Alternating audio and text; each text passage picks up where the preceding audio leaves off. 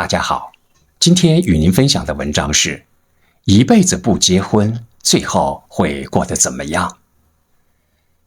这几年来，身边接二连三有朋友宣告自己不愿意结婚，想一辈子单身，自由自在，不必承担对他人的义务和责任。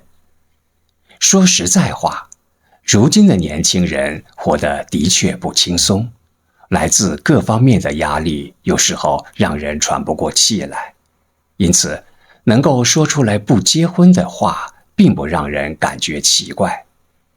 可是，一辈子不结婚，就真能万事无忧了吗？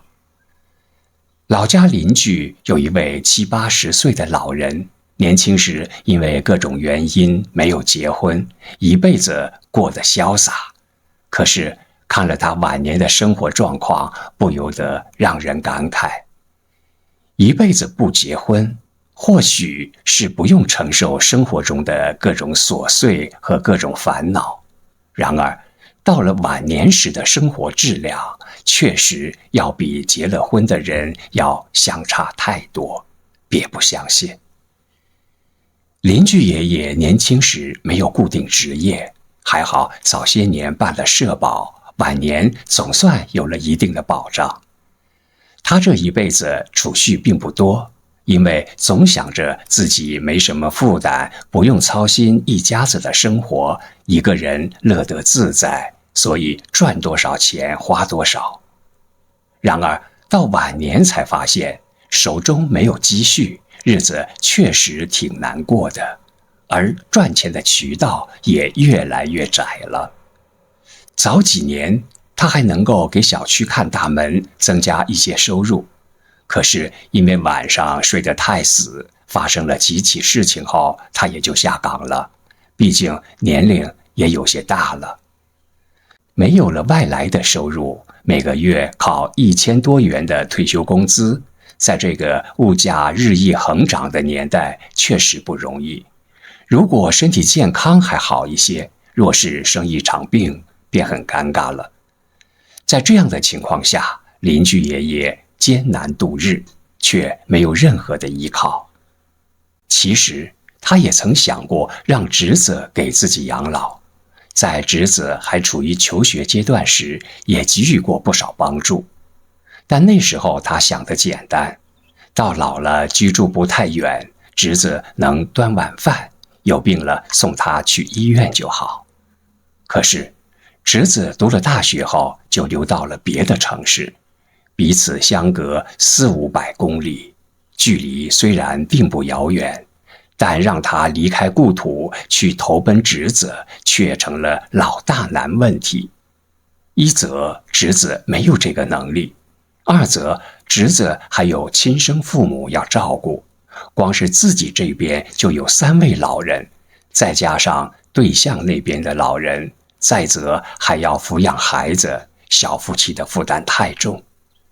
邻居爷爷显然没有预料到这个结果，如今他已进入晚年，一旦身体有恙，随时需要人照顾。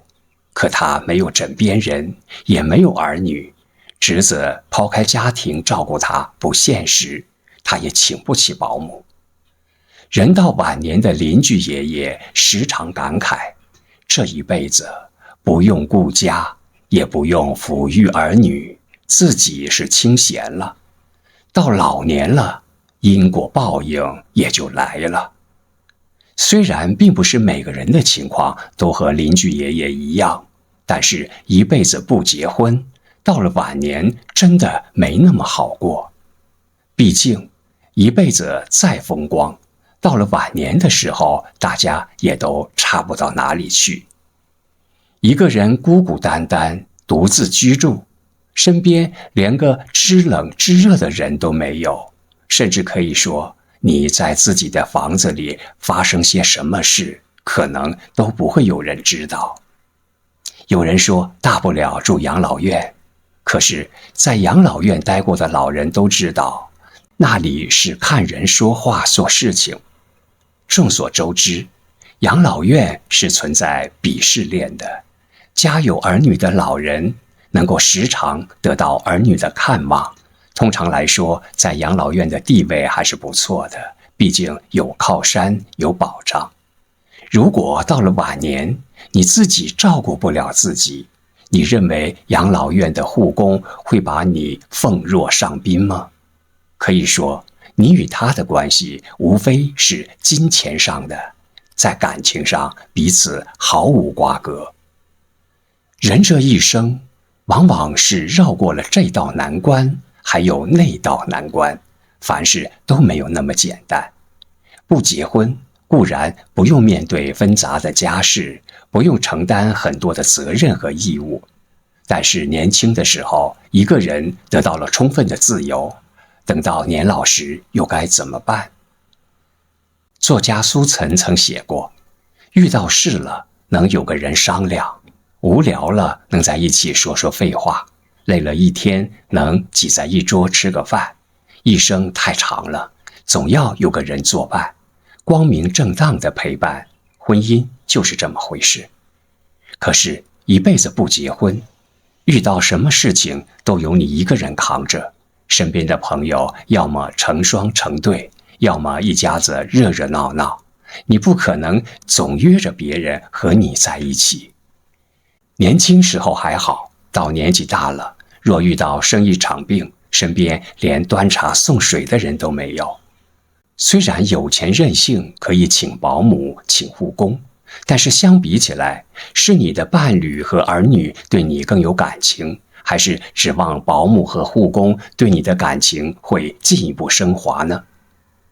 有人或许会说，结了婚不幸福也是一种折磨。也有人说，生儿育女到晚年了，儿女不孝顺，可能比自己孤身一人更闹心。然而，这世上的事情都是因果相关的，感情虽然微妙，但你种下的因，最终都会结出相应的果。你对待伴侣苛刻，两人感情不稳固，那么你也不会收获到对方更多的付出。儿女或许会不如你的意，但相比起来，总是会比保姆和护工对你更有感情吧。但凡你付出过真心和责任，都不会把你当作路人的。而人这一辈子，在什么样的年龄做什么样的事，这是多少年演化而来的人生规律。或许你觉得过于死板，但这也是一代又一代人总结出来的生活的真谛。